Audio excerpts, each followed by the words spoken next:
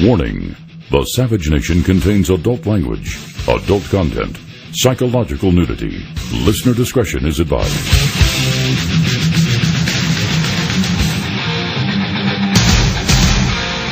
And now, America's most exciting radio talk show, The Savage Nation, home of borders, language, culture. And here he is, Michael Savage.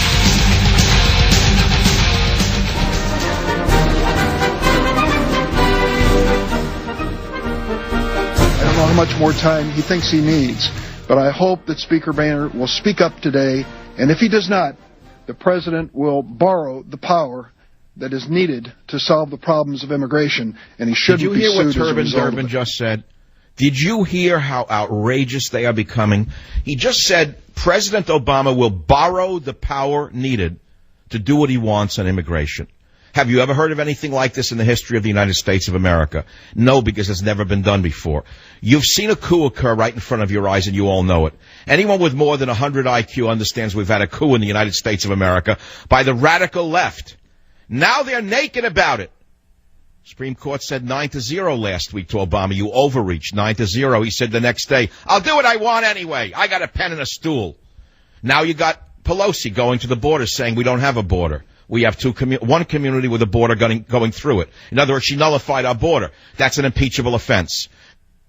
Turbin Durbin, the same senator who called our boys Nazis during the war in Iraq, called them Nazis, Turbin Durbin, has the nerve to say the president will borrow the power necessary to pass immigration amnesty. Ladies and gentlemen, I rest my case. What are you going to do about this? Your country has been hijacked by a rogue presidency.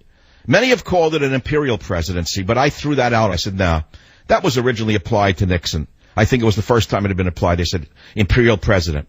No, we don't have an imperial presidency. We have a rogue presidency. And the reason I call this a rogue presidency is because he is so far out of the ken of even the liberal Democrat tradition that it's a rogue presidency.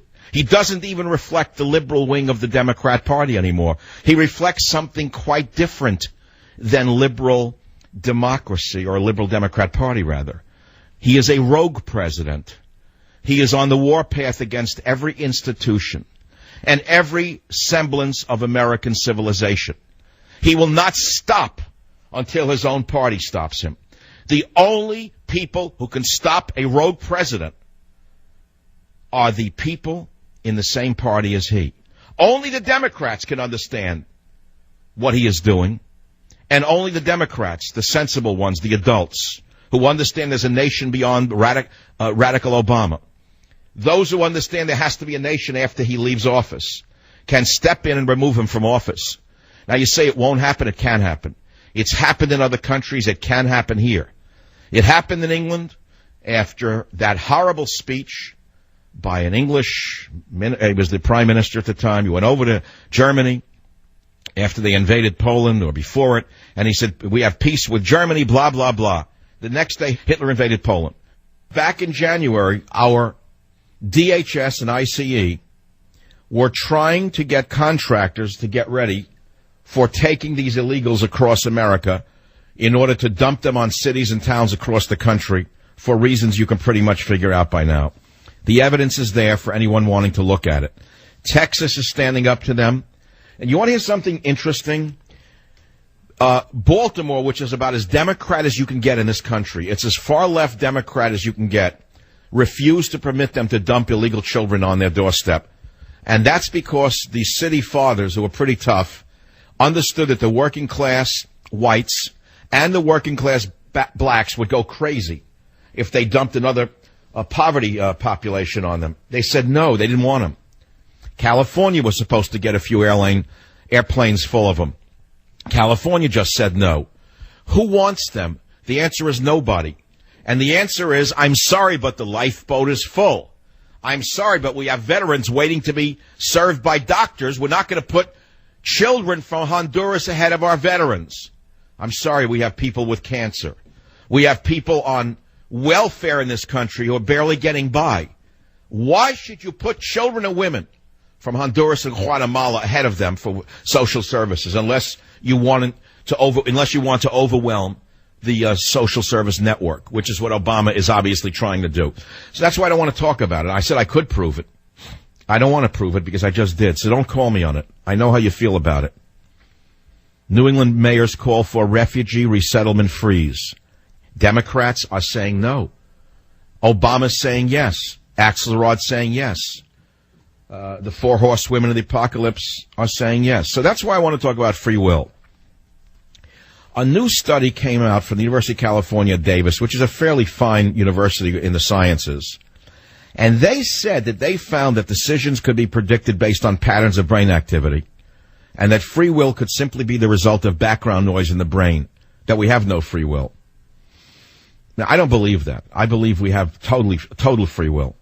I remember when my first child was a baby, and he would smile. I'll never forget this as long as I live. I was on the university campus at the time, and the progressives were already starting their march on the world.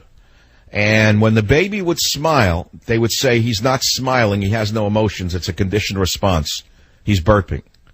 I said, get out of here, you're out of your mind. So I already saw the Nazism inherent in the left back then, just in their perceptions of a baby's reactions. The left are the new Nazis of our time, make no mistake about it, which is why they're silent on the issue of Islamofascism, because they actually like them. They think it's a good role model for them to take over America. But let's not get too dramatic about it. I want to talk about free will for a minute, because many people don't believe in free will. They believe God controls everything. Then you may as well not live. How could you get up in the morning and live if you believed you had no free will? If you believe God controlled everything you did and everything that happened to you, then what's the point of living? Then you're not living. You're an automaton. I happen not to believe that. I never believed that. I always knew I had free will to do anything I wanted, good, bad, and indifferent. I knew it was all up to me. Remember I quoted Shakespeare something, things happen to us along the way. We learn from things we hear in school, from the gutter, from a parent, from a doctor, from a minister, from a rabbi, from a dentist, whatever, a doctor. So we're all influenced when we're young by various, statements and events that happen to us.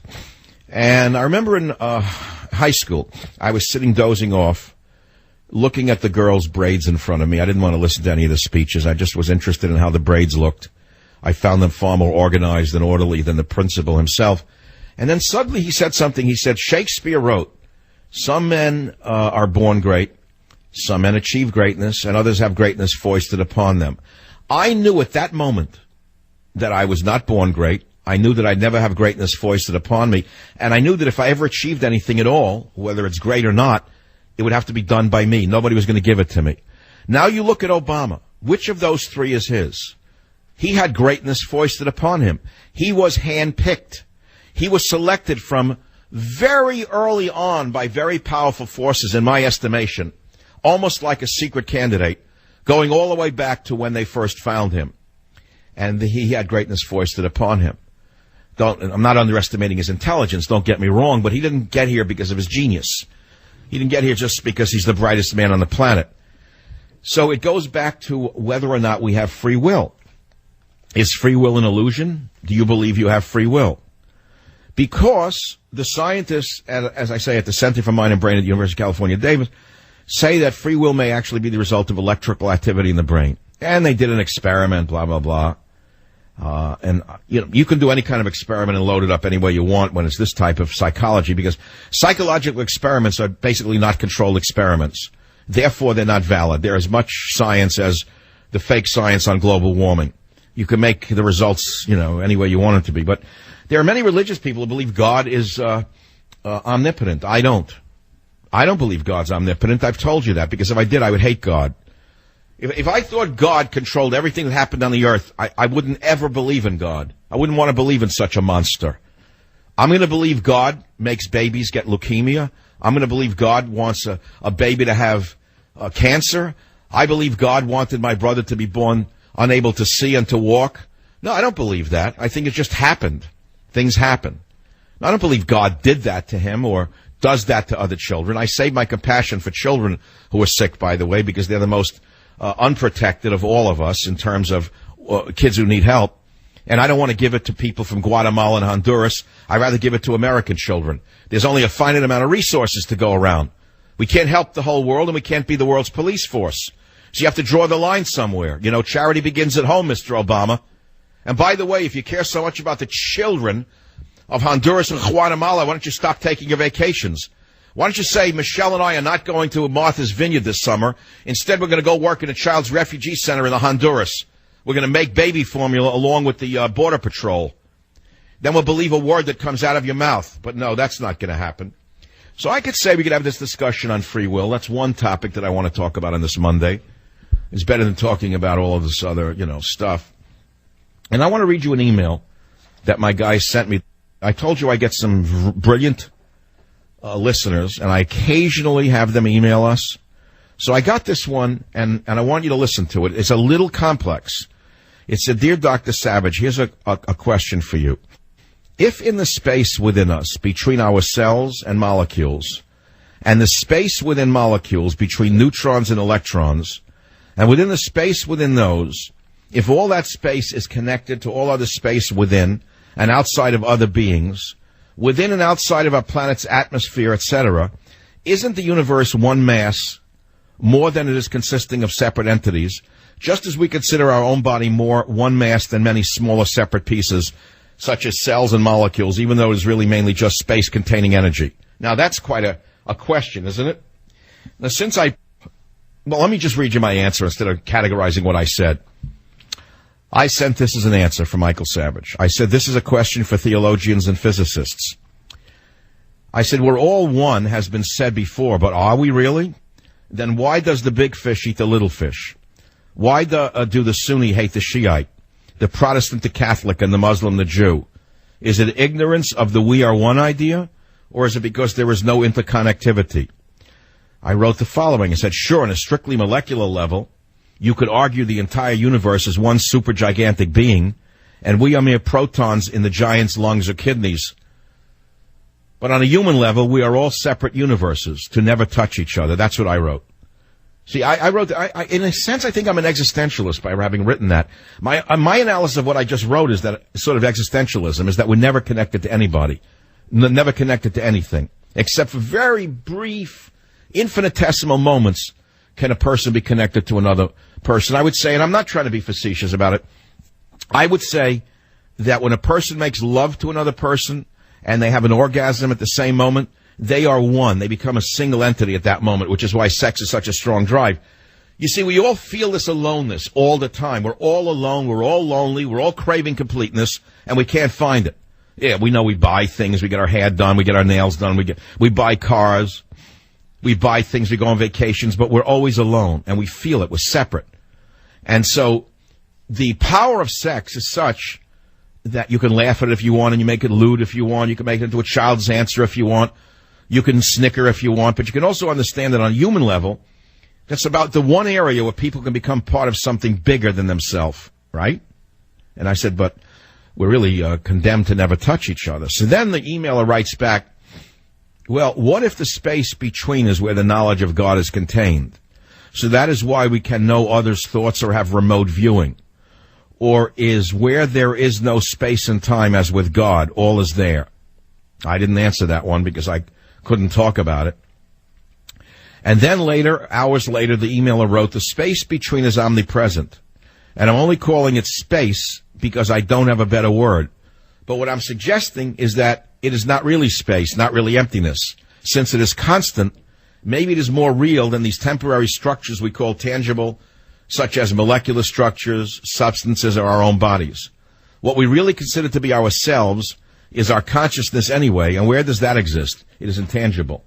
Now, I realize that you don't hear this kind of stuff on talk radio, but I live in this world of ideas, and that's why I'd rather talk about free will than Joseph Biden's overbite or Barry Obama's manipulations at this point, because I can only do so much with this. I'll be right back. Join the Savage Nation. Call now, 855-400-SAVAGE, 855-400-7282. Savage. The Savage Nation is sponsored by SwissAmerica.com, the only company I, Michael Savage, trust to buy my gold and silver from. SwissAmerica.com.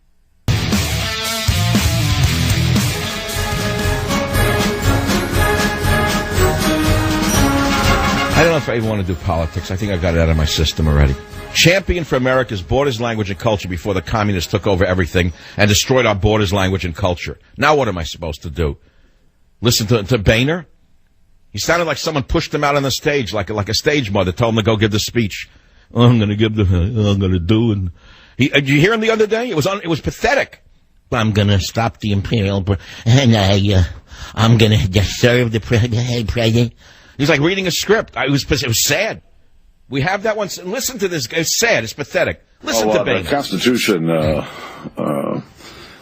makes it clear that a president's job is to faithfully execute the laws. In my view, the president has not faithfully executed the laws. He really has passion. There's real fire in his belly after he knocks down another straight shot. That's when the fire hits the belly. Goes in the cloakroom and takes another swig of Four Roses, and there's real fire in the belly. Someone pushed him out there. It's, look, John, the people are screaming. What? The people. Who? What people? I don't see any people. No. The people out there, they want the Republican Party to do something. Oh, no, I have to give a speech now against Obama. I'm afraid of him. I don't want to give a speech. He scares me. He looks at me with those eyes. I get frightened. You have to do it. I don't want to do it. Look, I'm doing well. I'm retiring soon. I have the condo in Jacksonville. I got a nice pension, Mary and I, and the grandchildren. You're going to have to give the speech. I don't want to give the speech. John, you have to give a speech about a letter, something. You throw them something. They're screaming for impeachment, John. Impeachment? What impeachment? I'm not moving to Georgia. I don't like peaches. No, impeachment. Impeachment. No, impeachment. No, not impeachment, John. You're not going to give a speech on impeachment. You're only going to give a little talk on a lawsuit.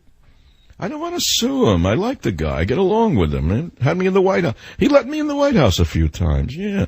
No, you have to. And that's what it sounded like to me, like the reluctant Speaker of the House. Can't the Republicans move him aside, give him early retirement? Can't they put someone in like Mr. Gowdy from Texas? Can't they put in somebody with fire in his belly who knows what he's talking about and willing to stand up for borders, language, and culture? I mean, John Boehner, please, is not a leader. We know that. I mean, just John Boehner bashing is not the object of the show. Savage.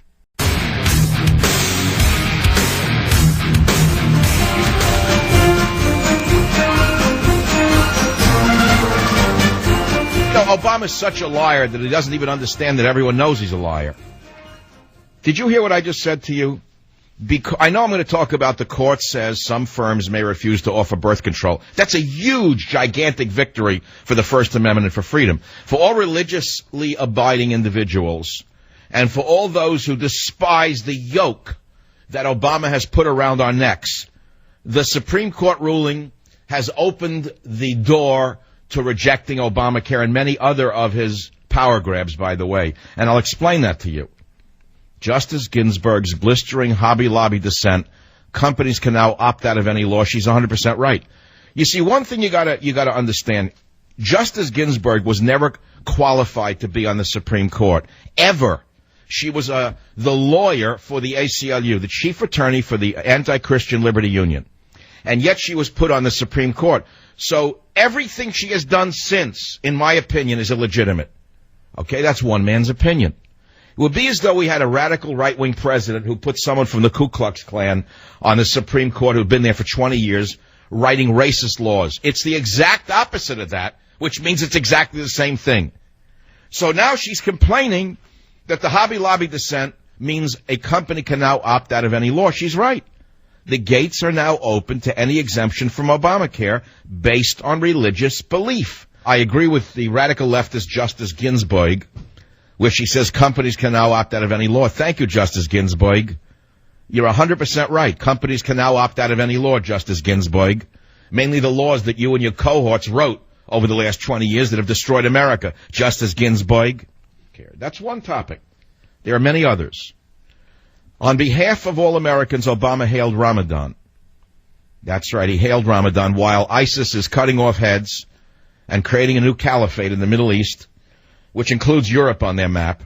He's extending his best wishes to Muslim communities here in the United States and around the world in the beginning of the blessed month of Ramadan. This is while churches are being blown up, people are being assassinated and their heads cut off. Our president Many think, by the way, I got to stop right there because this is a national show. I'll stop right at that point.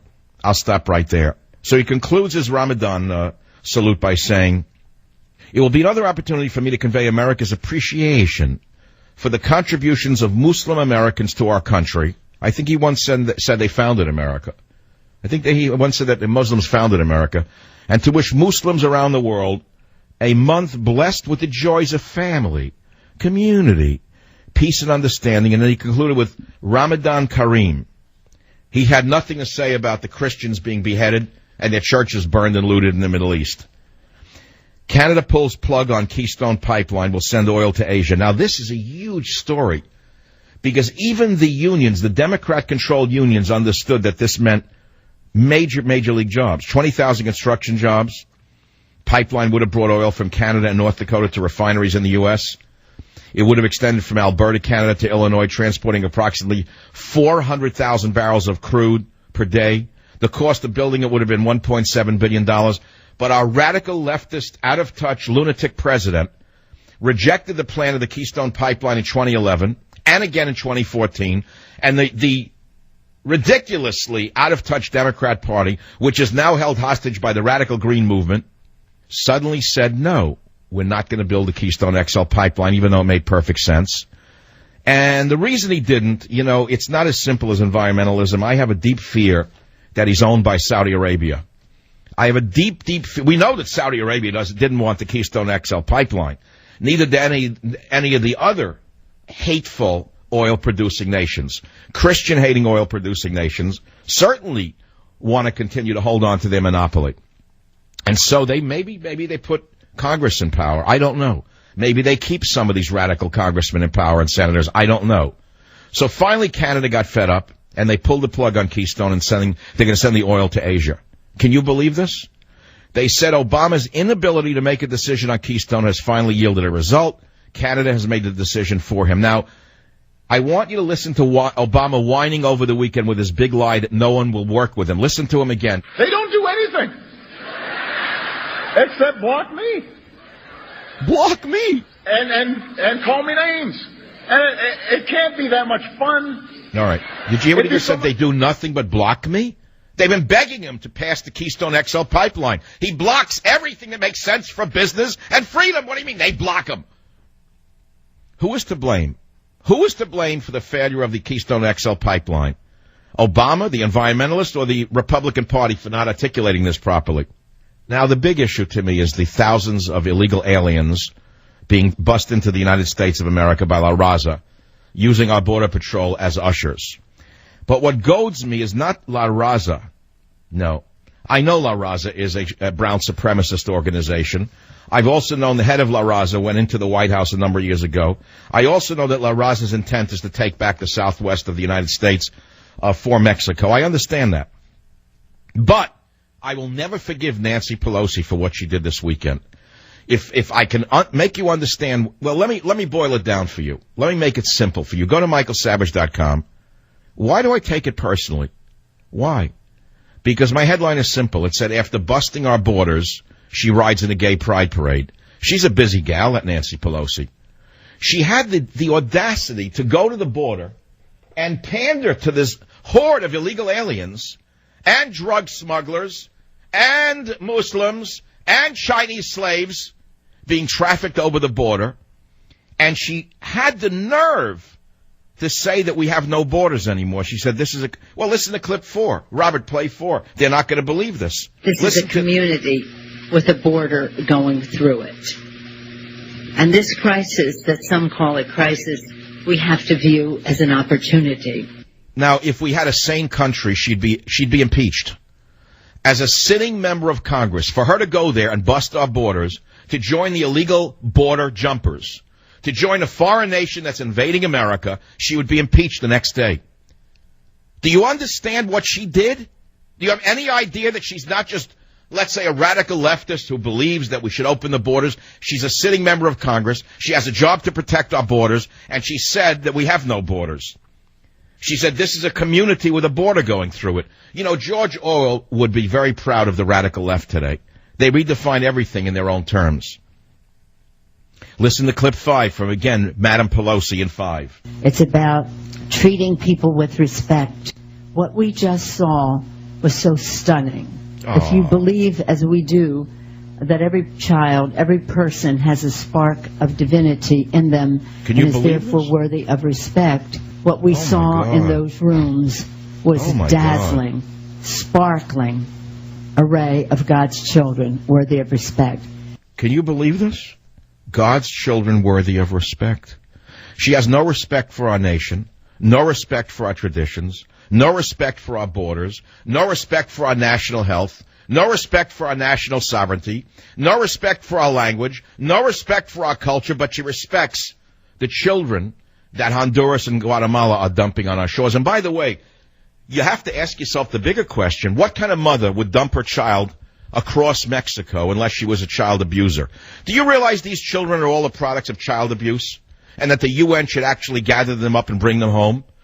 Do you understand what I'm saying to you? The parents who dump their children like this are committing child abuse. Well, I guess you don't care. I guess you don't care. I guess we're going to talk about the Hobby Lobby law, because it really is a big deal. Obama was rebuked, basically, big time. Huge, huge, huge. Last week it was 9-0. On Saturday I was in a coffee shop with a friend of mine, and it was the USA Throw It Away, right? They had USA Throw It Away sitting there, and the headline was, President rebuked 9-0 by Supreme Court.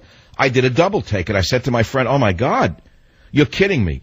Even the communist rag, USA Throw It Away, it says that King Obama was rebuked by the Supreme Court.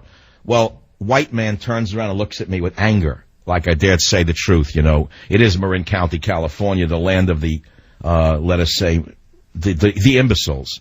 I'll be right back. Join the Savage Nation. Call now, 855-400-SAVAGE, 855-400-7282. Savage. Write myself a letter. It is Savage Nation, and what a day it is.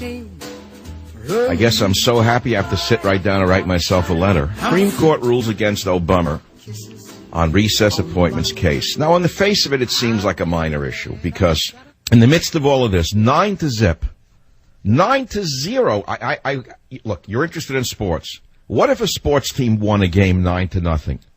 Well, America just won a game against an emerging dictatorship at 9-0. And I got to tell you something. A few bright rays of sunlight are coming through the dark sky that is over America. The dark sky that Obama has painted over the ceiling of America. I see a little light.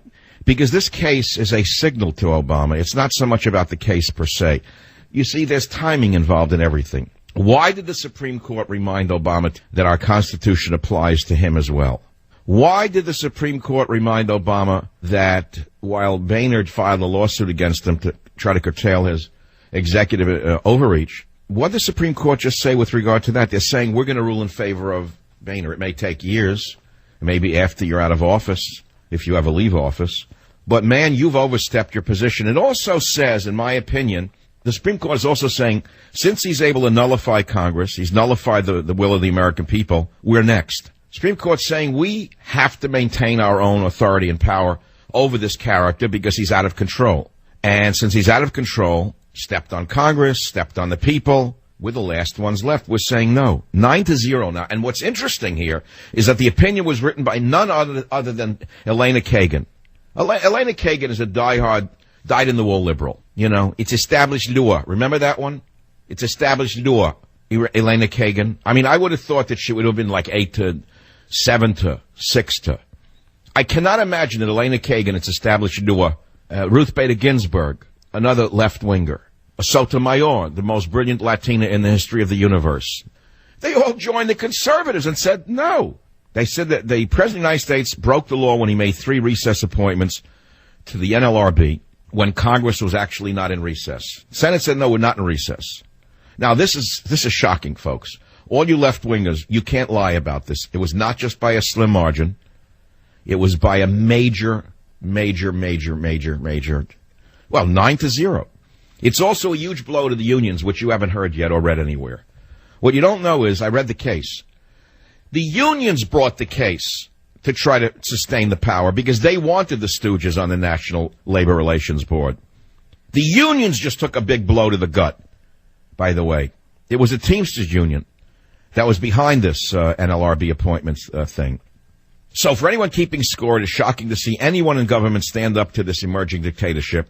And just as Kagan said, quote, "This is not the horse and buggy era. I have new respect for you." And what I'm saying here is, what she's saying is, this law giving a president the authority to pass a recess appointment when Congress is not in session or when the Senate is not in session was written when there was a horse and buggy. That was before the telegraph, telephone, email. The guys had to come back by horseback to vote on things like this. All right, look, if it's an emergency, let the president put someone in there, right? But we don't have to do that anymore. It's not the age of the horse and buggy. That's what she's saying. So what I'm saying to you is this is a huge win for democracy. And, of course, it's strangely enough, the Republicans used Harry Reid's own tactic to just win on this. Harry Reid's trying to spin it like, yeah, he did it for the sake of America. You have to understand that in the spirit of cooperation, I want to remind you liberals out there that pointing out the lies and corruption of Barack Obama, who is the most divisive American president in history to date, is really not a defense of George Bush. And if we're really to save this nation from a total collapse, you really have to get past that. It's Bush's fault. Today's ruling is a win for the citizens of America. It exposes Obama as a ruthless political operative who is hell-bent on getting anything he wants at the expense of our highest ideals and principles. And I don't think anything happens by chance in government. And the timing of this ruling is quite important. Because, as I said to you earlier, John Boehner started saber-rattling about his lawsuit against the president's many abuses of power.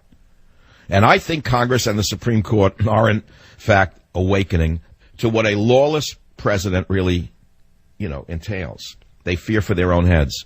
They have finally decided to circle their wagons to reel in this administration, to reel in Barack Obama, Eric Holder, and the four horsewomen of the apocalypse.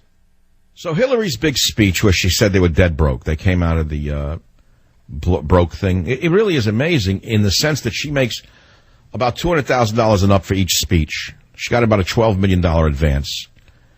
And they're doing good. They came to Washington to do well, and they did very good. And they do good, and they did very well indeed, like the missionaries in Hawaii who wound up owning most of the land.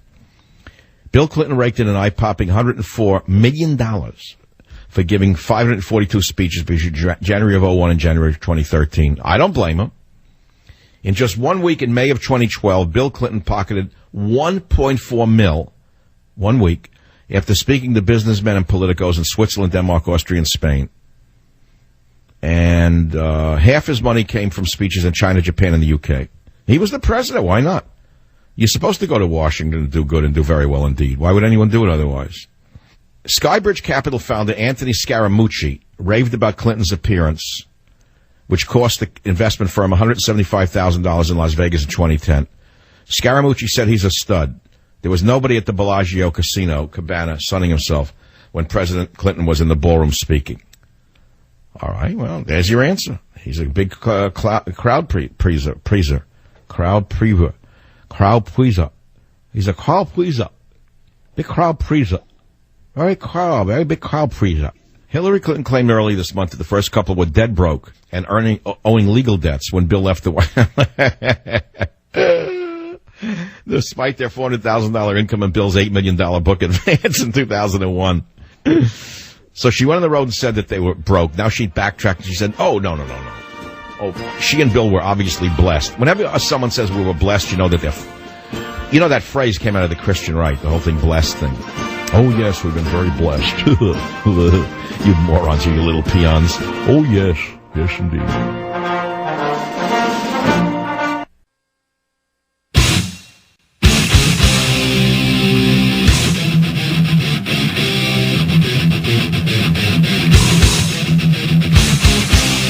Warning.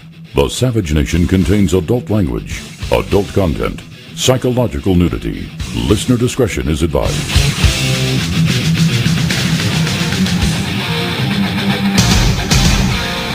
And now, America's most exciting radio talk show, The Savage Nation, home of borders, language, culture.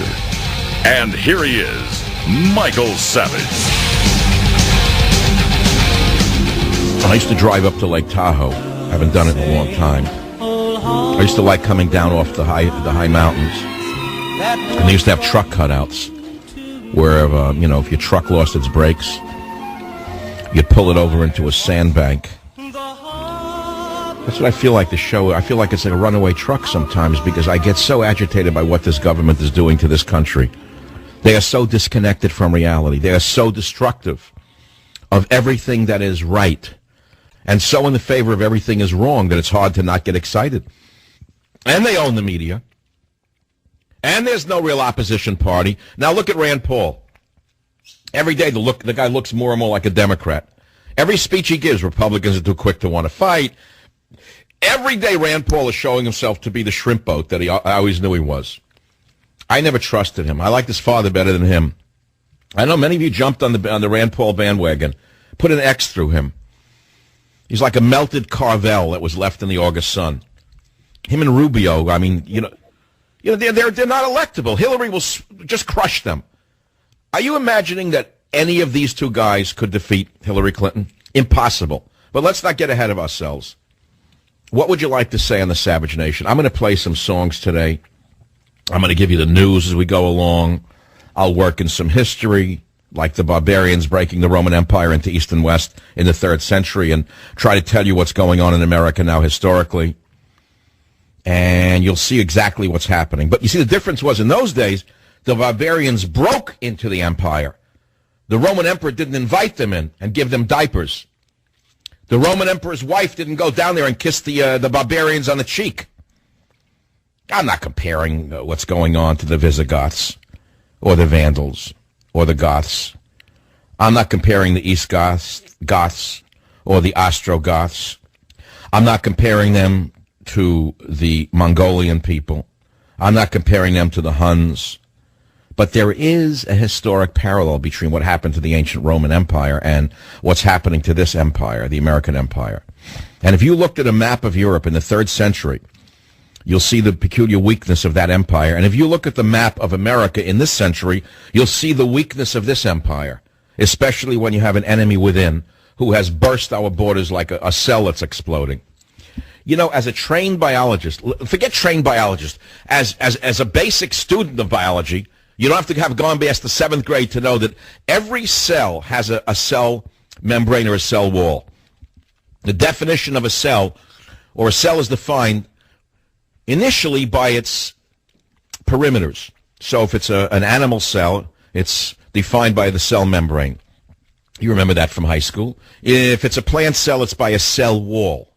And once the cell wall or cell membrane is punctured, all of the protoplasm oozes out of the cell disintegrates and it has no form, nor shape, no identity.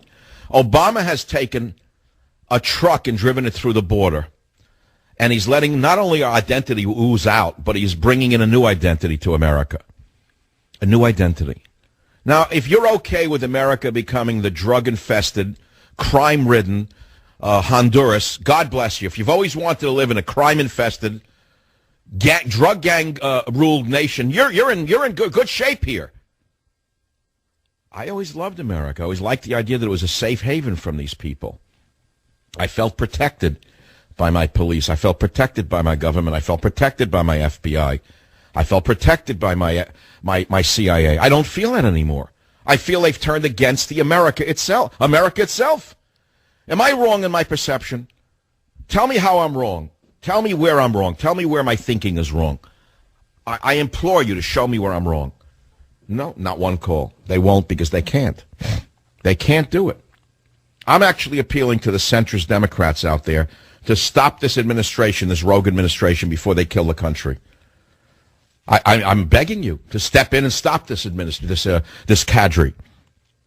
All right, I made my point. That's all. Last night I went to a mall nearby. I went to a all-you-can-eat spaghetti dinner. Shouldn't have done it. I knew it. But I was so worked up from the show, I violated my diet again. All-you-can-eat spaghetti, $10 a plate.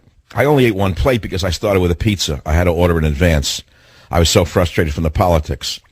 The food was horrendous, but I knew it would be horrendous. What do you expect for $10? And to top it off, I had to add 2 meatballs to the dinner. So I violated my lipid profile. I violated my nutritional profile. It was okay. It wasn't that good. The beer, I got a headache from it all. Too many carbs. I'm walking out of the mall spaghetti joint, and a guy stops me who started to talk. A local person I know. I won't mention his name. I didn't know if he was friend or foe. I didn't recognize him. Put on a lot of weight. He's, hello, Savage. How are you and Teddy? Heavy-set fellow. I looked carefully. It was like a combination of Orson Welles and someone. I didn't know whether he was a friend or a foe. I didn't know it was going to be a gun or a kiss. I didn't know what it would be. So I'm wary. I didn't know who he was. You ever run into someone that you don't know who they are, then you do? As they start to talk, yeah, how are you? Then they pull out the gun. No, but turned out to be a friend, and he's just back from Austria, where his grandparents live. He was there for months. And he said to me, you know that you have a huge following in Austria? I said, no, I didn't know that. He said, yeah. They gather around the internet, and they listen to your show in Austria. I said, that's nice. That's great. So I have a following here, a following there, here a following, there a following, everywhere a following.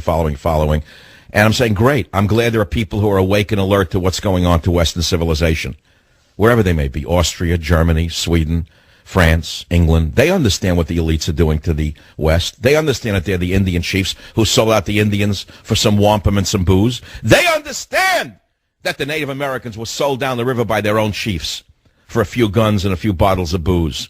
We are the equivalent of the Indians who are being sold out by our Indian chiefs for personal gain. You say, well, Obama's not gaining by it. No, maybe him not personally, but all those around him are. They're raking it in. I have another friend who's in Washington, D.C. right now. He told me he's never seen such affluence in his entire life. He's never seen such a fervor of young people running around Washington, D.C. boasting about on their cell phones. All right, $92 million. All right, $132 million. Okay, he said they're all bureaucrats talking about how much money they're spending in appropriations. Your money. No, it's $32 million. All right, knock it up for $32.5. Okay, mark it up for $32.9. No, $43.5. Screaming in the streets with their Brooks Brothers suits, with their muscles bulging through their suits. The girls running around in dresses without underwear. $93 million. No. I just did $94 million. But it's not even their money. These are the punks and punkesses who run the government. These are the aides to the psychos called senators and congressmen, spending your money as though they're doing something. It's not their money to spend. He said it's like a Tower of Babel. It's out of control. Girls with dresses without underwear, guys in suits showing their muscles bursting through the legs of the skinny suits. And all they do is scream about money in the streets. I'm just giving you reports from the streets. That's all. I'll be right back. Join the Savage Nation. Call now, 855-400-SAVAGE, 855-400-7282. Savage. The Savage Nation is sponsored by SwissAmerica.com, the only company I, Michael Savage, trust to buy my gold and silver from. SwissAmerica.com.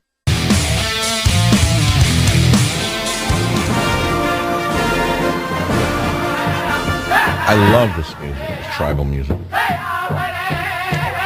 You know, my first published book was called Earth Medicine, Earth Foods, and I spent years worshiping, not just studying, but worshiping various and sundry Native American tribal customs and uses of plants for food and medicine. So I see a story like this that just came out, your hair will stand up. You're never going to believe what I'm about to say to you. You heard about the Washington Redskins name change? That's stupidity, right? Well, now a lunatic named, I'll read you his name in a minute, Simon Waxman of the Boston Review is attacking the names of the Apache Chinook helicopters as racist. I swear to God. A lunatic, loser, psychotic, in my opinion, writes an op-ed in the Washington Post which charged that the Apache, Comanche, Chinook, Lakota, Cheyenne, and Kiowa military vehicles were a greater symbolic injustice than the NFL's Washington Redskins name. Simon Waxman? You know, Simon, listen to me. Simon, and I'm going to make it very personal. Simon, your last name Waxman indicates to me that in a not too distant past, some of your ancestors were oppressed in a foreign country, and they came to America for salvation and peace. And Simon, let me make it even more clear. Was it not for the U.S. military, you and millions of others would have been lampshades or a bar of soap. How in the world can you get up and attack the U.S. military like this in the most devious, underhanded manner imaginable?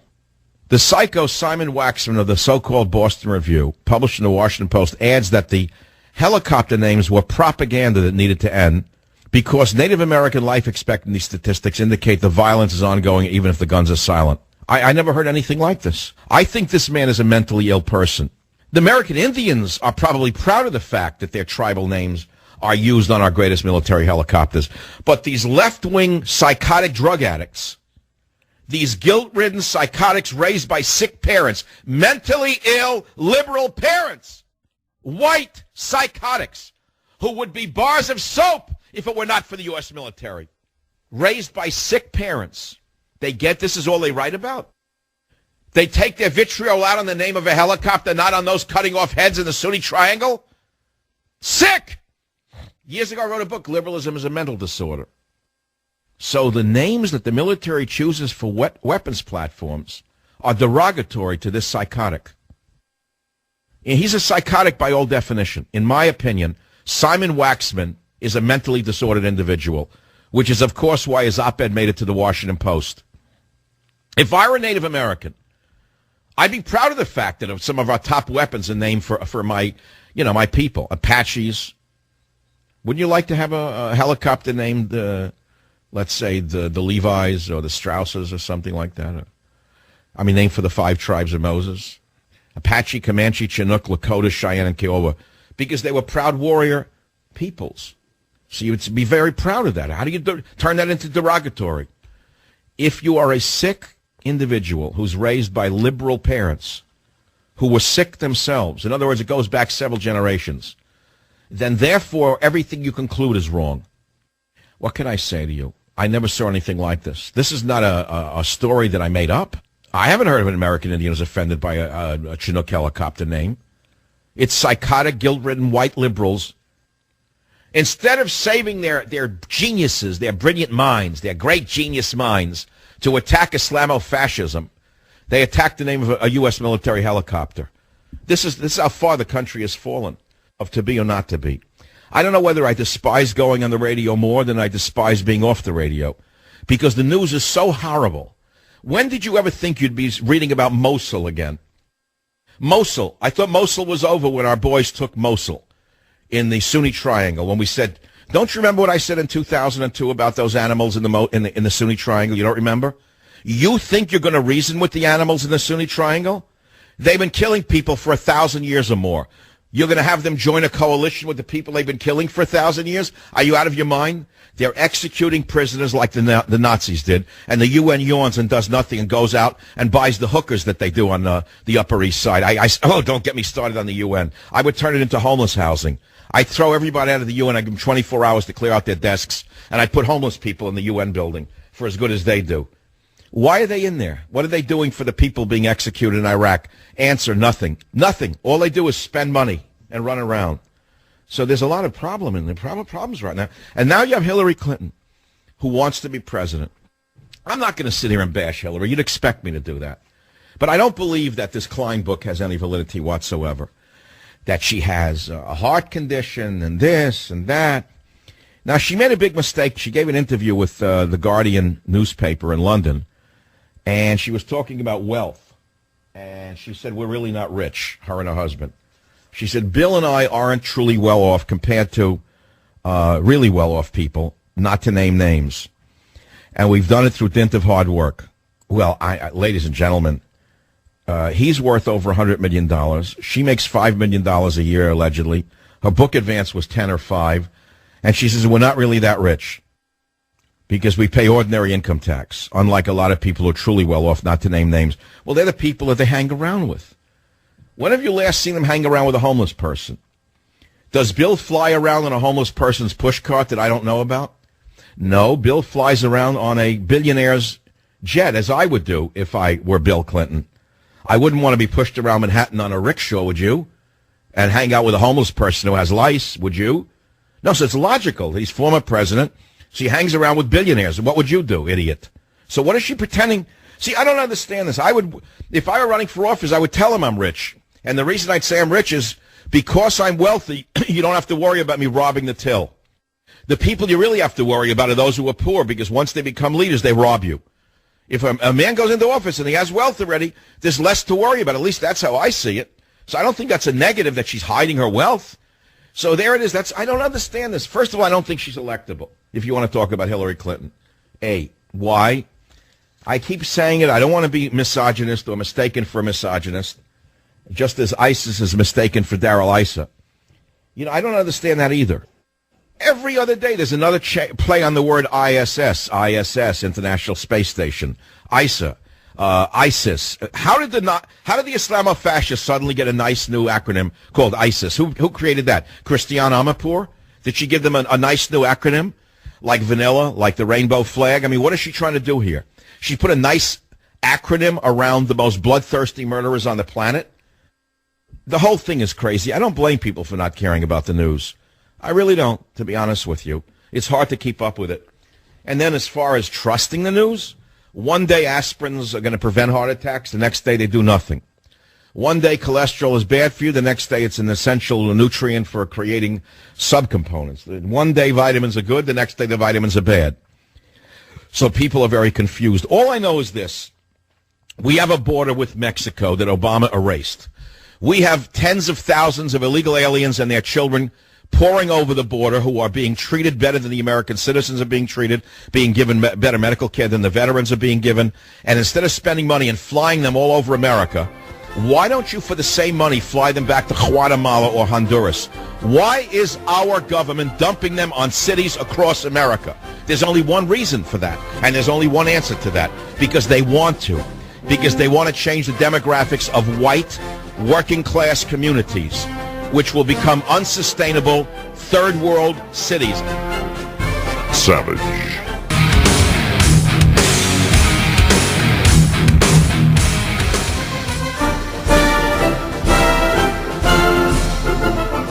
You're living through remarkable times where the Supreme Court is rebuking the rogue president almost weekly now. Last week it was 9-0 over his overreach. Today it's the rule that required Christians to fund abortion-inducing drugs and chemicals for employees. They didn't want to do it.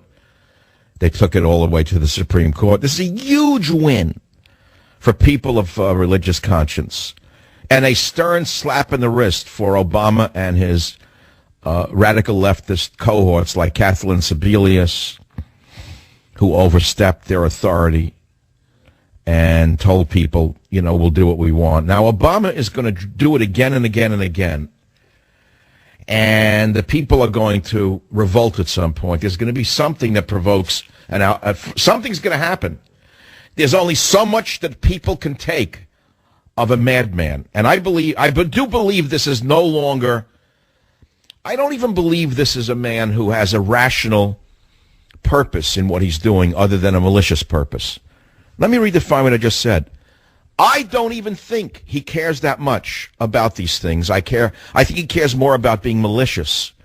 I think this is the mark of a power mad man rather than it is about even an ideologue, because even a left-wing ideologue is still a politician who needs the people to back him, and he needs the other party to work with.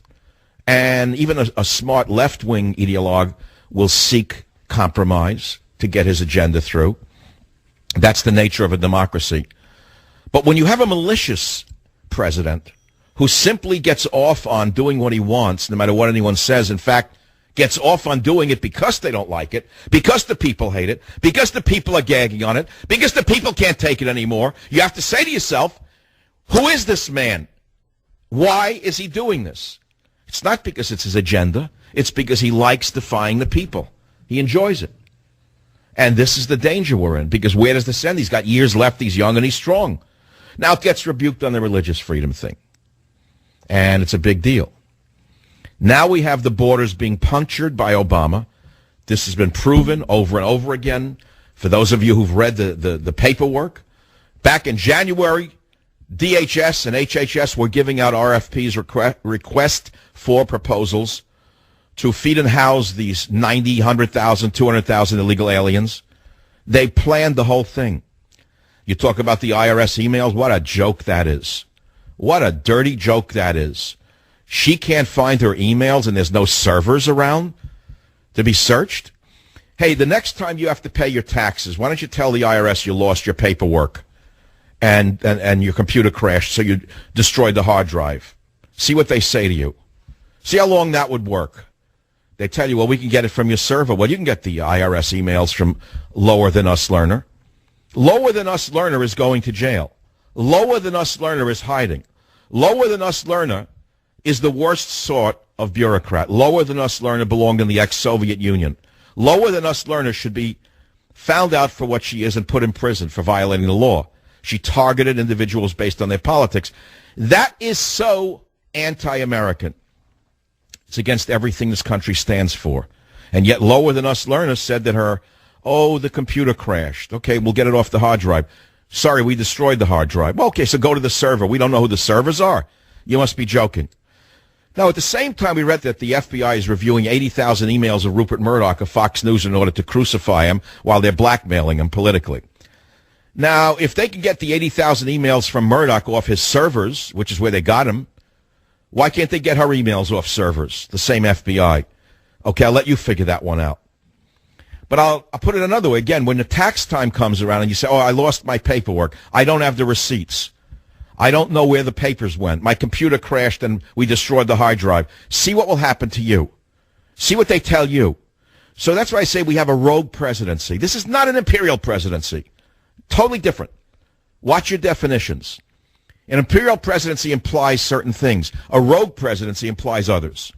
It's my definition. Steal it if you will. Steal this idea. I know you will anyway. Steal this idea. I know you will anyway. Ideas fly off me like sparks flying off a sharpening wheel. All day long, sparks fly off my mind. I was gifted at birth with a very creative mind, and I bring it to you every day on the radio. And I'm telling you, I am paid as a member of the class that studies these things to tell you we have a rogue presidency. That's what I'm telling you. It's one man's opinion. What are you getting so excited, Mike? Summertime, the living is easy, Mike. Why don't you take a chill pill, Mike? Why don't you go on vacation, Mike? Why don't you get a canoe, Mike? Why don't you get a kayak, Mike? Why don't you get a fishing rod, Mike? Why don't you go on a hike, Mike? Why don't you go out the back, Jack? Well, that's not my nature. This is my nature. How could ISIS, so-called, notice they gave this most vicious Nazi terrorist group in history a new name. Notice they came up with a new sort of friendly acronym overnight. Who came up with ISIS? Who invented it? Who invented the name ISIS? What does that mean? That's because you say ice, it seems good. Icicles, ice cream. It has good connotations, ISIS. How often have you heard ISIS, bloodthirsty, cutting off heads, blowing up churches? You don't see that. All you see from the idiots in the press is the advancement of ISIS this, ISIS that. Well, how did this happen so quickly? How in the world did they gain so much territory so quickly? You want to study this? You can study this. All you got to do is look at what Obama did, and you can put 2 and 3 together and come up with 17. That's right. He pulled the troops out, and suddenly they popped up, and they're so vicious. They're so vicious that even Al-Qaeda is afraid of them. And yet these are the same people that were fighting Assad in Syria that McCain has been calling for weapons for a year now. Old dummy McCain. Old McCain, the warmonger. The warmonger was saying we should fund the rebels in Syria. Well, these are the rebels in Syria. We should give them weapons. Well, we didn't. At least not overtly. We gave them weapons covertly, according to many sources.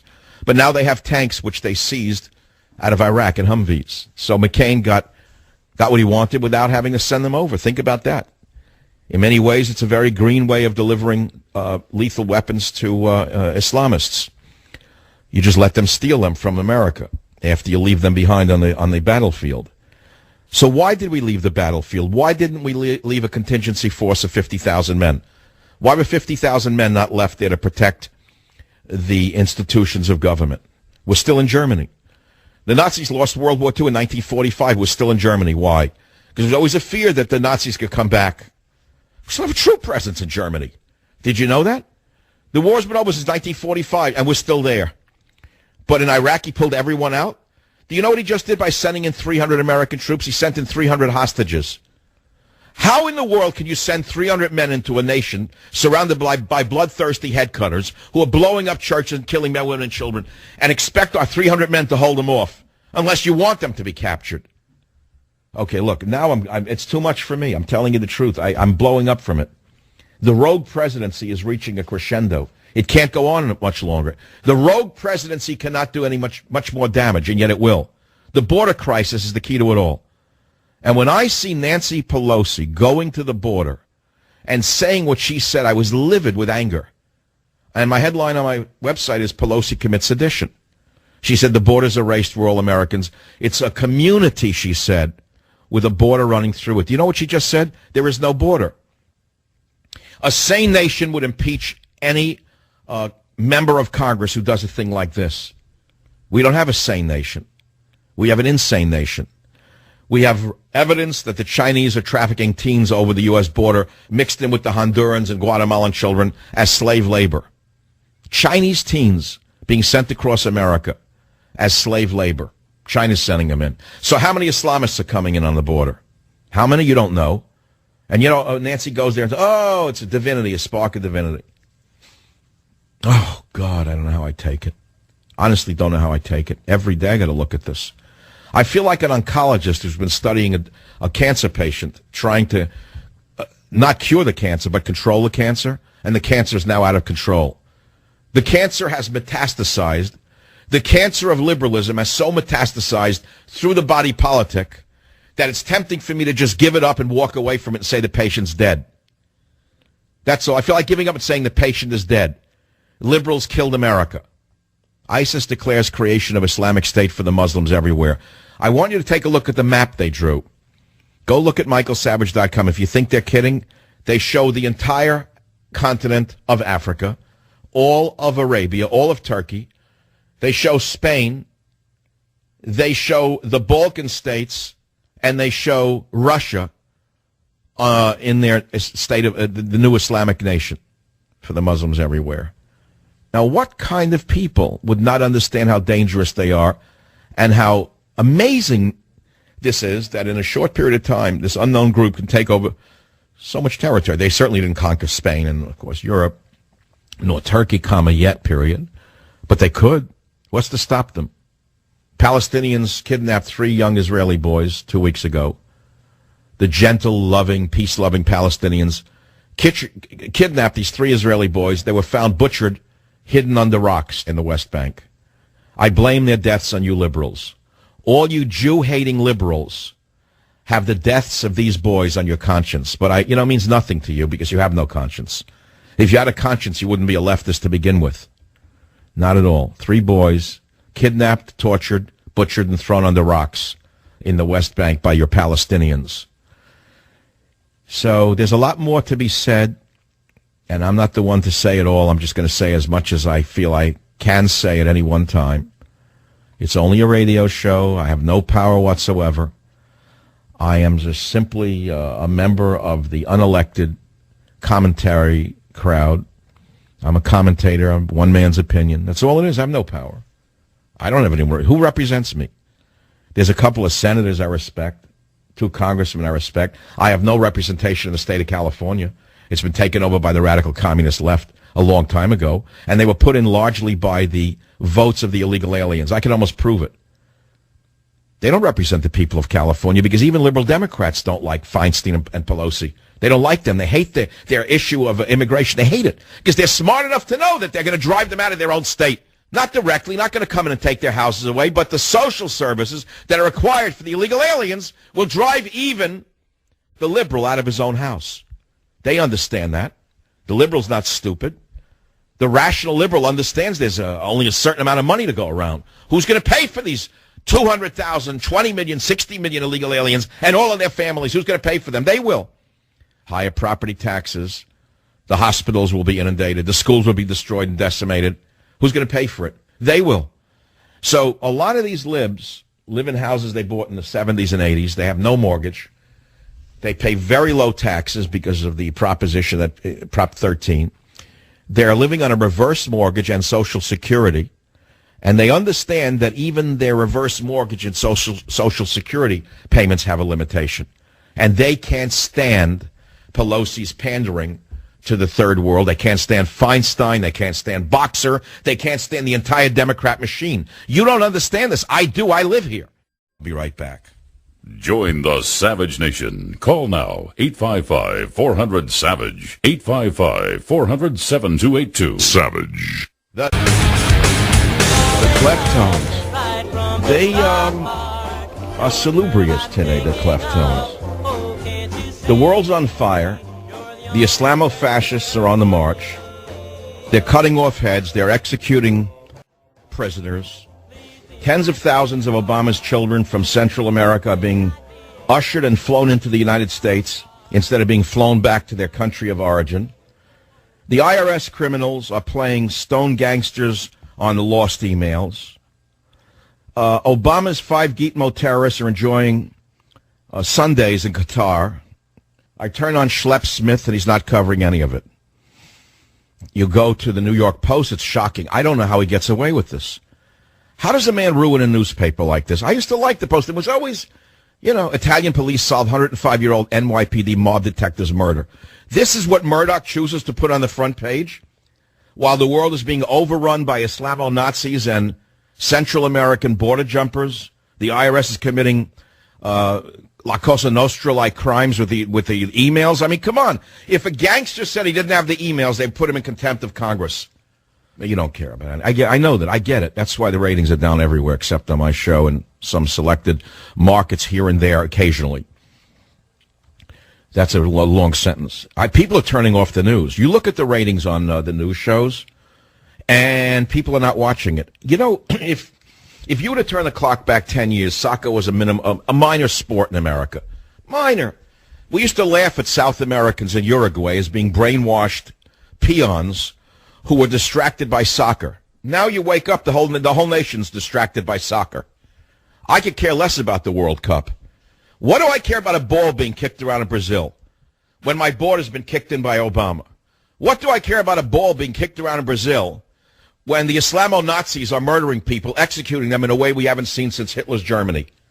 Why should I care about a ball being kicked around in Brazil when you got IRS gangsters acting like they're a member of an organized crime family? That's the end of the show. I'm through now. Good night and good luck. Thanks for listening. Those are my headlines. I think one day I'm going to do the Savage Minute nationally when I retire. So numerous, which is, of course, what Saul Alinsky Axelrod has in mind for us. I mean, Saul Alinsky Axelrod knows what he's doing. If you keep hitting them with one scandal after another, they get exhausted, and even the most ardent and intelligent of the electorate will watch soccer. That's what Saul Alinsky Axelrod figured out for Obama, whose ratings now are lower than that of Jimmy Carter, incidentally, according to the latest UPI poll. Not that it matters. It just doesn't matter. If he's above the law, what does he care? So let me tell you why I'm off base. I get up, I can't focus. I don't know what it is. It's too much. The Hillary book tour. Again, the book by this guy Klein. I don't know who he is. Eine kleine Nachtmusik. Every day there's another Klein. This Klein, that Klein, another little man coming up. I don't believe a word in the Klein book. She has a heart condition, and the Bill said this, and she said that, and I don't believe a word of it. She's as strong as iron. What with a heart condition? Where'd he come up with that one from? Savage.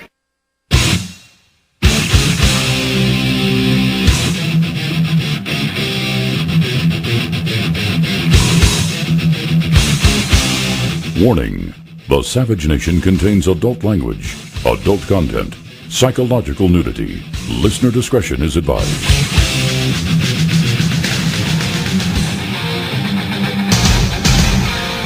And now, America's most exciting radio talk show, The Savage Nation, home of borders, language, culture. And here he is, Michael Savage.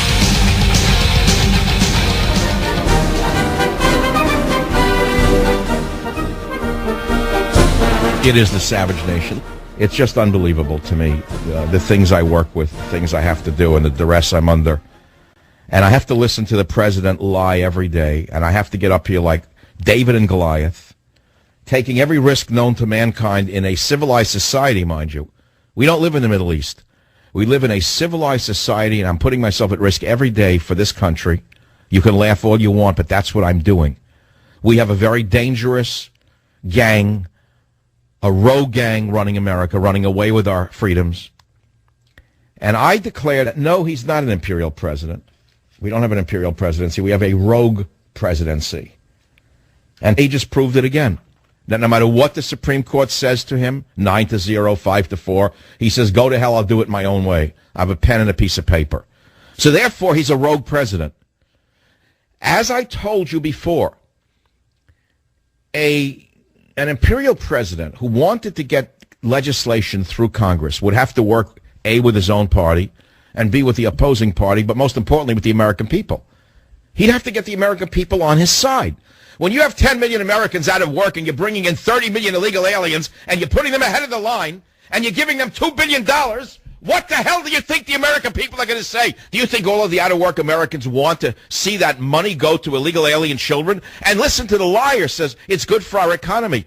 Can anyone listening to this show tell me how 2-year-olds who are going to be wards of the state are good for the economy? Can anyone tell me how illiterate mothers are good for the economy? What economy? This is no longer a laughing matter. And I'm going to ask you again, do you agree or disagree with me that he is a rogue president? Look up the word rogue. Look up in Roget's Thesaurus, something you may remember from high school. Rogue. Not an imperial president, but a rogue president. Rogue. Rascal. Knave. Dishonesty. Deception. Mischief maker. Or more so, villain. Villain. He's like a villain. This is no longer a laughing matter. We have a villain in the White House, in my opinion. You know, I could be polite about it, keep saying I disagree. What good has that done? Tell me what it's done for all the politeness that Boehner has shown. Nothing. They laugh at them. You think that him and Valerie Jarrett and the 4 horsewomen of the apocalypse and the others who are pulling the strings on this nation and pulling us over the cliff, do you think they give a you-know-what about what Boehner mumbles with his ice cube glass in his hand as he stumbles out of the boardroom, out of the closet there, the congressional closet, he throws another gulp down? They're laughing at the Republicans, the weak old white men. That's all they're doing, they're laughing at them. Weak old white men. All of them can't wait to punch the clock and collect their pension. They can't wait to get out from the fire, from the heat. You think that Obama's stupid? You think Holder's stupid? You think they don't know they have them on the run? Of course they do. But the people still care. The people still care, and we're the majority. We're being run by a rogue administration, yes or no? That's all I'm asking you. Is it a rogue administration?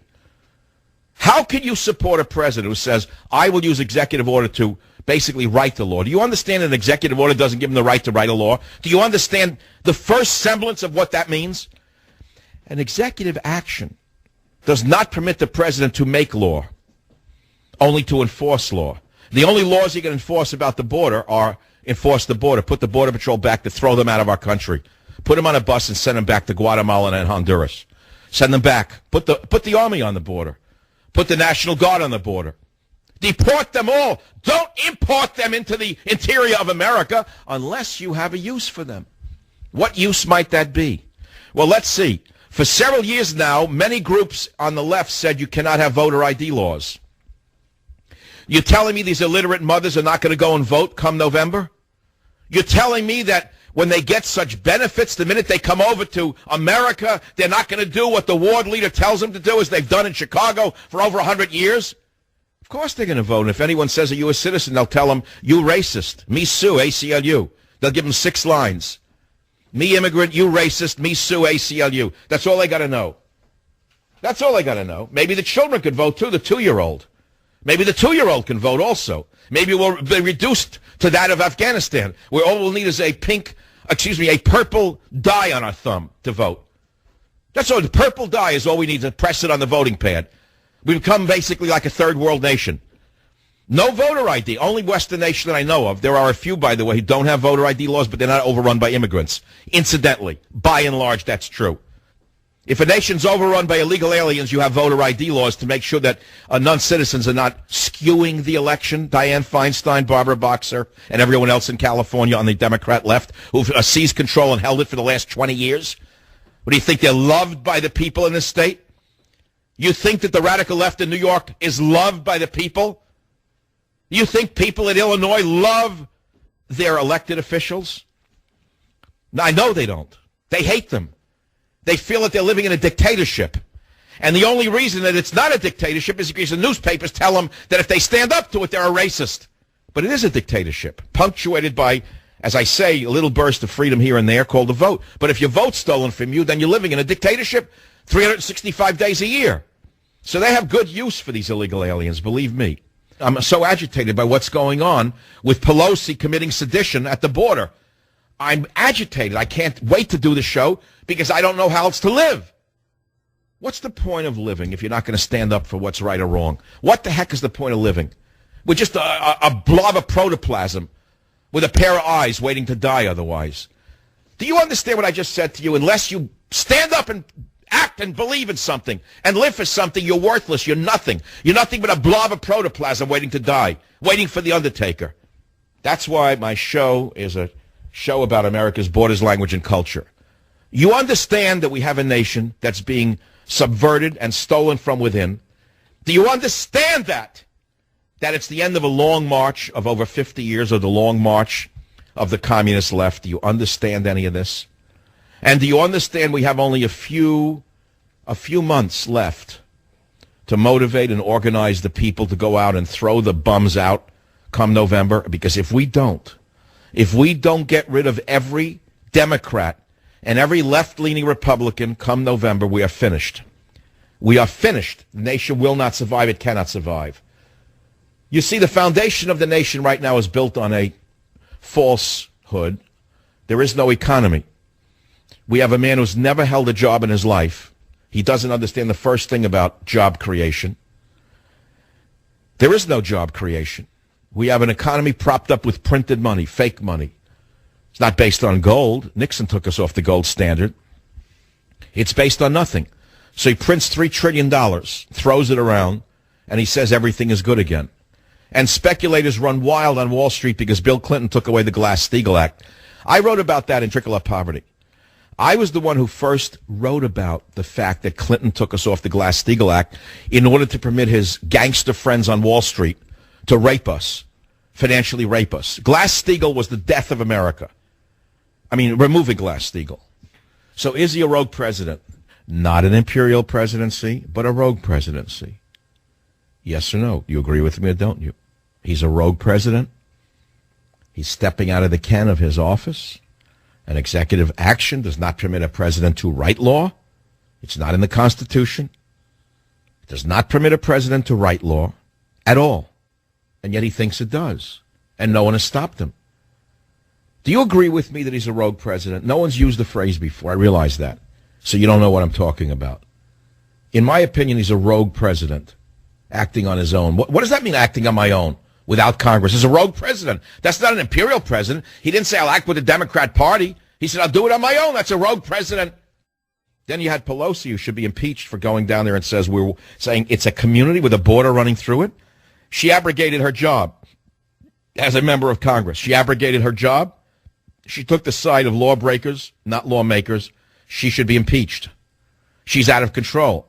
She flies back from the border after giving that preposterous, seditious speech and jumps on a float in the LGBT parade here in San Francisco and rides around like a lunatic. And she thinks everybody likes her. She thinks most of the people in the state of California agree with her. Miss Pelosi, I disagree with you. I would say that most Democrats don't like what you're doing. I'd say most Democrats are sick and tired of your imperiousness. Most Democrats would like to throw you out of office along with Dianne Feinstein and Barbara Boxer. They can't understand how for 30 years you can run amok like this without any competition. It's not because they love your policies. That's right. That's what's going on. We have no representation in this country. None. Where's our representation? It seems our last hope is in the Supreme Court. 5-4. 5-4. A real squeaker. Last week it was 9-0. 9-0, and Obama the next day goes on the air and says, you know what, I'll do what I want anyway. I don't care what the Supreme Court says. I'll be right back. Join the Savage Nation. Call now, 855-400-SAVAGE, 855-400-7282. Savage. The Savage Nation is sponsored by SwissAmerica.com, the only company I, Michael Savage, trust to buy my gold and silver from. SwissAmerica.com.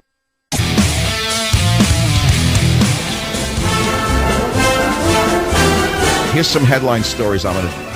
One, and this is a shocker. I mean, we knew it was coming. I predicted he was being blackmailed. I said Murdoch was being blackmailed. Now, it came out, New York Daily News, FBI seized 80,000 emails from Rupert Murdoch's News Corp in phone hacking scandal. Now, what's interesting about this article is not that they're blackmailing him, which is obvious, is that all of the emails were copied from servers at News Corp's Midtown headquarters. Well, if the FBI can capture 80,000 emails from servers, surely they can capture lower than us learners emails from servers. I mean, they can get the emails on servers, which we've all been saying. Anyone who knows computer technology 101 knows that lower than us learners emails are available on servers, yet the FBI, which is now what, the Gestapo of Obama? What is going on in our country? How did we lose the FBI, DHS, the NSA under this administration? And you think I'm overreaching when I say the emerging dictatorship? Go ahead. I don't care what you think. I have everything to lose, but what can I do? When am I supposed to come back from the edge that I'm on? How can I come back from the edge I'm on? It's too late for me to come back from the edge I'm on. I have to tell it like it is. The left is outrageously out of control. The president is a rogue president. What we have right now is a rogue presidency. Never mind imperial presidency. That was first used with Nixon. It doesn't apply. This is a rogue presidency. He's out of control in terms of his own party's politics, let alone the nation. No, this is not an imperial presidency. This is a rogue presidency. Now, I happen to agree with Hillary Clinton. I know you're shocked to hear that. I agree with Hillary Clinton. She called him... Okay, I'll read you the article, New York Post. Hillary called Obama incompetent and feckless in a boozy rant. Now, I don't know what the word feckless means exactly, but I understand sort of why she did this. Well, I'll read you the article. Hillary Clinton called President Obama, quote, incompetent and feckless, and charged that he, quote, had no hand on the tiller half the time during a boozy reunion with college pals, a new book claims. The scathing attacks came as the wine was flowing at a May 2013 dinner at a restaurant near the Clinton family home in Westchester, according to Blood Feud by best-selling author Edward Kleineman. The former First Lady, months removed from being Obama's Secretary of State, unleashed the verbal assault between sips of vino, sources told the author, quote, when her friends asked Hillary to tell them what she really thought about the president she had served for 4 draining years, she lit into Obama with a passion that surprised them all, Klein wrote. Clinton ranted, quote, the thing with Obama is that he can't be bothered and there is no hand on the tiller half the time. That's according to the book, which was excerpted. Quote, Obama has turned into a joke, said Hillary. Quote, the IRS targeting the Tea Party. The Justice Department seized your AP phone records. And Fox reporter James Rosen's emails. All these scandals, Obama's allowed his hatred for his enemies to screw him the way Nixon did, she raged. The book says, adding that she called the president incompetent and feckless. The bad blood between us is just too much to overcome, said Hillary, and Bill Clinton shared his wife's loathing for Obama, as the Post reported Sunday, quote, I hate that man, said Bill Clinton. I hate that man Obama more than any man I've ever met, more than any man who ever lived. Bill told pals, according to the book. This leads me to believe that if Hillary does become the president, there may be a silver lining. They never forget their enemies. Maybe they will go after Obama in ways you can't imagine. I mean, think about what I'm saying to you. If they can go after an 83-year-old Rupert Murdoch at this stage of his life and grab his emails from servers at News Corp's Midtown headquarters, you're telling me Obama hasn't built up a large cadre of enemies in his tenure as dictator-in-chief? Maybe Hillary is, if she wins, she could be the silver lining. She certainly has more you-know-what than the Republicans do. I mean, when you think about it. She has certainly more guts than the Republicans do. All right, that's Article 1. Here's Article 2. Student leaders ask Hillary to return outrageous $225,000 school speaking fee.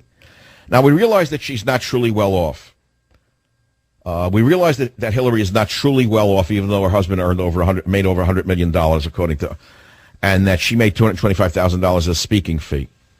at some student group. I don't even know where. Nevada, the University of Nevada, UNV.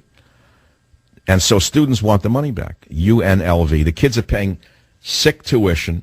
They're giving illegal aliens out-of-state tuition at a break, right? And she gets $225,000 to give a speech at the school in October. I'm not going to ask you a question about it. I'm just reading you articles, one after the other. Next one. Now, you know what I think of the illegitimate left. You know that all of them are liars. There's not a leftist I've ever met in my life who's not a dirty hypocrite and a liar. Never. Not one of them believes a word they say. Here's proof.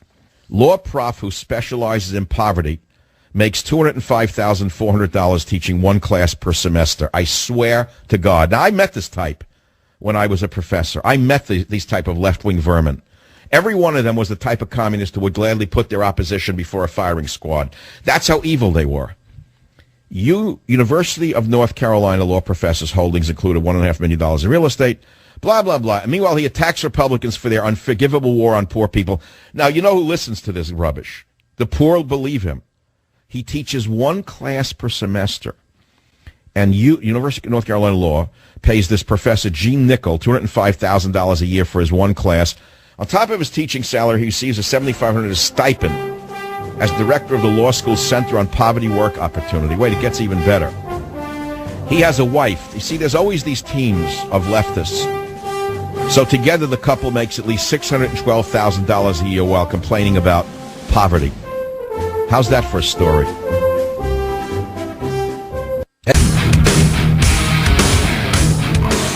That's right, a new Michael Savage. A quieter, milder Michael Savage. A quieter Michael Savage. Not quite Dr. Unsavage, but a quieter Michael Savage playing Leroy Anderson's The Syncopated Clock. See, when I was a little boy, I would sit and watch the early show, the late show. I'd listen to the news. There was old Walter Cronkite, Uncle Walter. I thought he was a nice man, and I thought he was telling me what was really going on in the world. It was only years later that I realized he was a crackpot and a left-wing operative. I had no idea he was feeding me communist BS from the morning in the evening news. Everything was distorted, like Uncle Joe Stalin, Walter Cronkite House. The day after Obama is rebuked by the Supreme Court in a 9-0 ruling, Obama had the biggest loss of his entire life, let alone career. Man's never been told no. That's why he's so out of control and so arrogant. Another guy would say, you know what, okay, let's get together here. Let's come together. I want to work with Congress. I want to work with Republicans. Let's see if we can figure out the problem. No! He doubles down now because he's never been told no. So he gives a speech attacking again, and they said, you're not going to stop me from doing what I want to do because it's gridlock, and I have a right to work around it. Listen to clip 4 now. Listen. Sometimes the news that's coming off is just, these are Washington fights. Oh, they're fabricated issues. Sure. They're all made up. Scandals that are generated. Right. It's all geared towards the next election or ginning up a base. All right, in other words, he's saying what he's doing. Everything he does is phony, and everything he does is geared toward the next election. Everything he does is to gin up the base of LGBT and illegal immigrants and government workers. So he now doubles down on his arrogance, and he says that no matter what the Supreme Court did, he didn't even mention them like they didn't exist. And then he mocks House Speaker John Boehner, makes a mockery of him, and he says the big lie. Again, who told us this? If you tell a big lie often enough, it becomes the truth. You learned this by now, didn't you, from the Savage Nation? Yeah, the propaganda minister of the Third Reich. He said if you tell a big lie often enough, it becomes the truth. So Obama says, I'm not going to let gridlock and inaction and willful indifference and greed threaten the hard work of families like yours. We can't afford to wait for Congress right now. That's where I'm going ahead and moving without them. You hear this? Yay, fascism. Go, fascism. Yay, fascism. Yay, hardworking fascists. So he rattles off a series of executive orders, increasing the minimum wage for federal contractors, cap on student loan payments, and others. And he keeps going on saying he's doing it for the good of the people. And he says, now Republicans are mad at me for taking these actions. And on and on and on, and the dumb people in the crowd laugh. The stooges. The shills, we used to call them at Coney Island. The shills. Hey! Shills. They get the shills in the crowd. I didn't know what a shill was. I went to Coney Island with my father I told you we had a customer who was in the freak show. Don't take it wrong. I grew up at a different age. He called himself a freak. He made good money, too. Half man, half woman. And he bought, merchandise for my father. But he would come out with the one breast and half a mustache. He did, this guy. He was a customer. And in order to get the crowd, moving along, they had what were known, and my father would say there were shills in the crowd. I said, what's a shill? He said, well, just clap when I do. So the freak would say something. My father said, clap now. So, what's a shill? He said, you're a shill now. That's a shill. Those are people in the crowd who use the sparks, like spark the crowd, the idiot in the crowd, right? So he draws laughter from the morons in the crowd, the stooges that they put in there, by mocking the Republicans.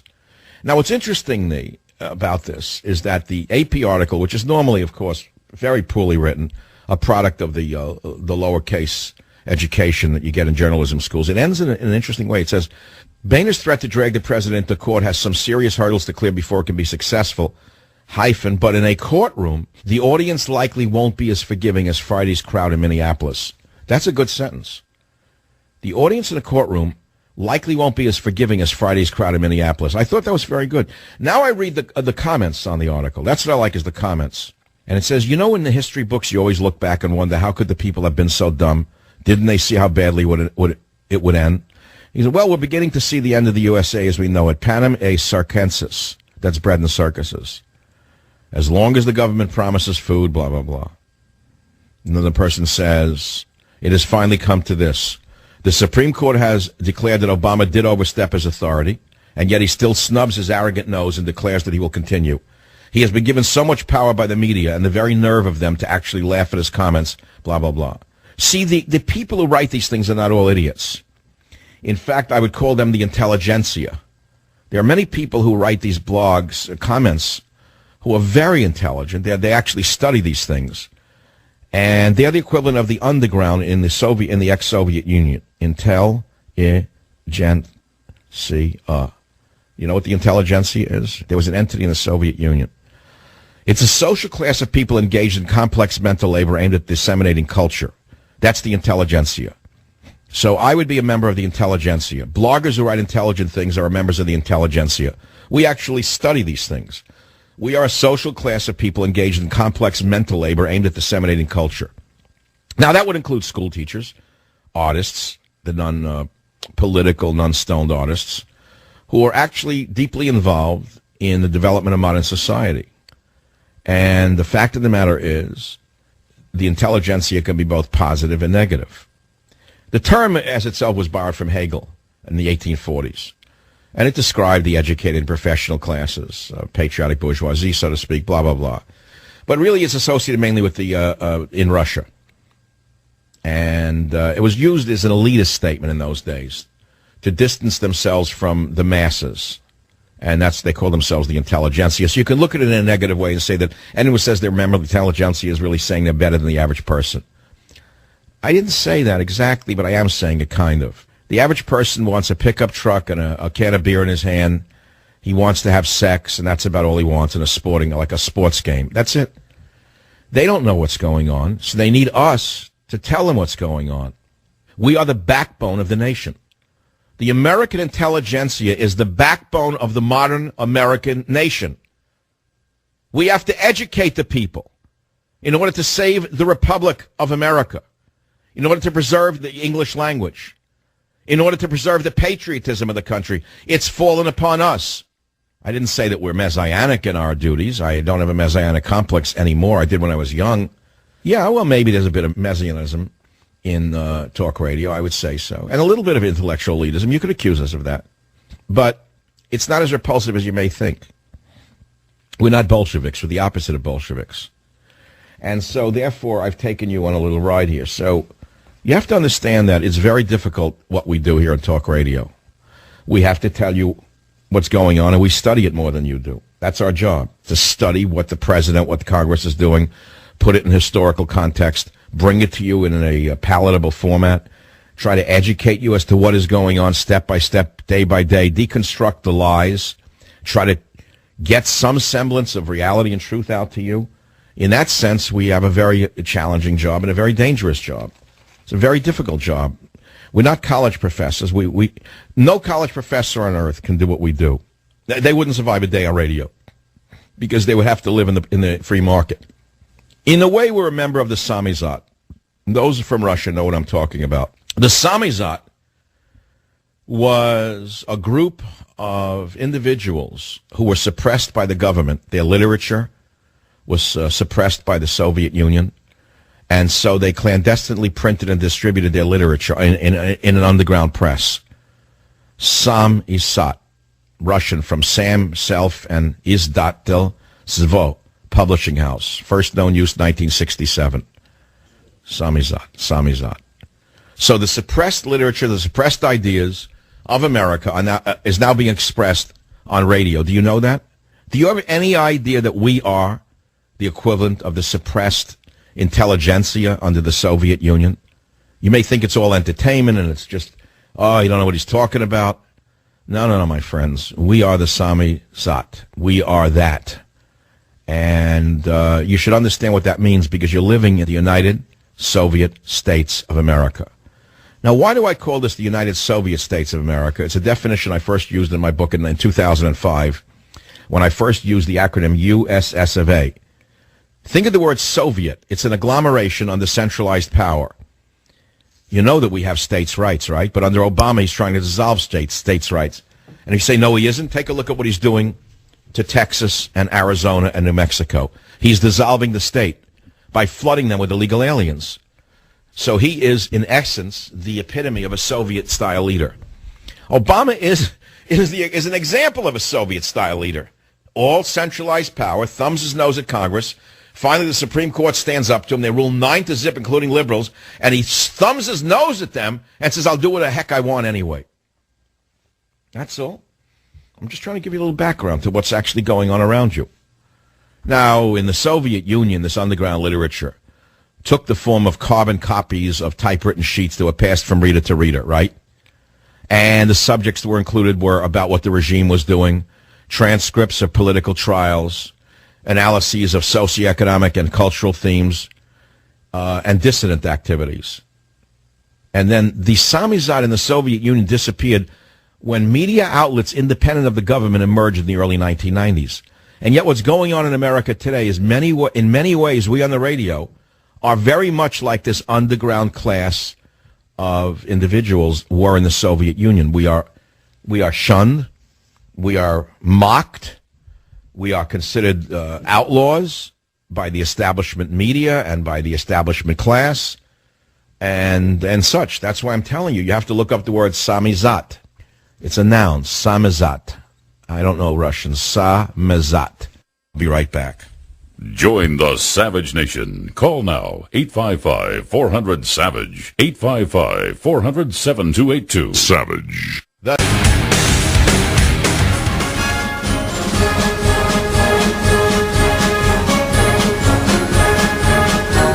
You know what I figured out over the other night? Here's what came to me. The reason we have trouble with this guy is because he was never made to be a president. He is a superb community organizer. It's all he knows how to do. Now, if that means ushering in 1 million or 30 million illegal aliens into your communities to skew the vote forever, hey, that's community organizing. He doesn't give a rat's you-know-what about America. All he cares about is organizing the communities that represent his doxy, his points of view, his left-wing points of view. So with regard to his orientation, which is community organizing, he's superb.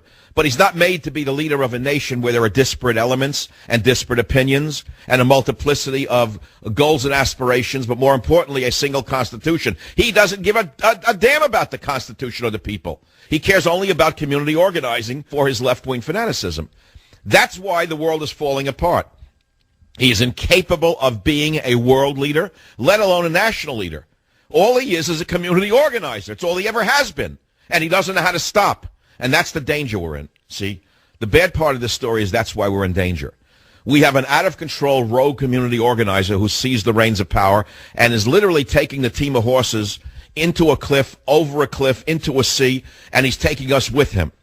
Only he wouldn't know that because his 4 horsewomen of the apocalypse advisors are exactly on the same cart with him. We had a victory. a temporary victory, 9-0.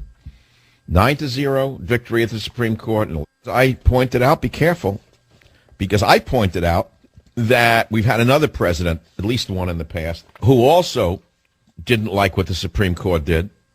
And he said to them, now that you've made your decision, rule. He said it in a different way. This was way back when, in 1832. You may say, okay, I just went to sleep. I'm a modern person. I have an iPhone. I don't care about 1832. That's dead America. That's old stuff. Well, let me tell you what it was. It's a simple case. It has to do with the Cherokee Indians who had lived in this area that became the state of Georgia for millennia. The Cherokees had lived in that area for millennia, 20,000 years? And all of a sudden there was a ruling by the Supreme Court that said the state of Georgia in which they were living had no authority over the Cherokees living on territory held by the Cherokee Nation. So they were in favor of the Cherokee Nation having their own sovereignty. That's what the Supreme Court said. The Native Americans have their own sovereignty. Well, the president at that time, Andrew Jackson, was a dictator. And after Supreme Court Justice Marshall read the Supreme's decision, President Jackson said, Marshall has made his decision, now let him enforce it. Now, I remember that. It stuck with me now all these 30, 40 years, because what it was an example of a power-mad president who said, I have the army, you have nothing. And I never forgot that. He was saying power comes out of the barrel of a gun, like Mao Zedong did a long time after 1832.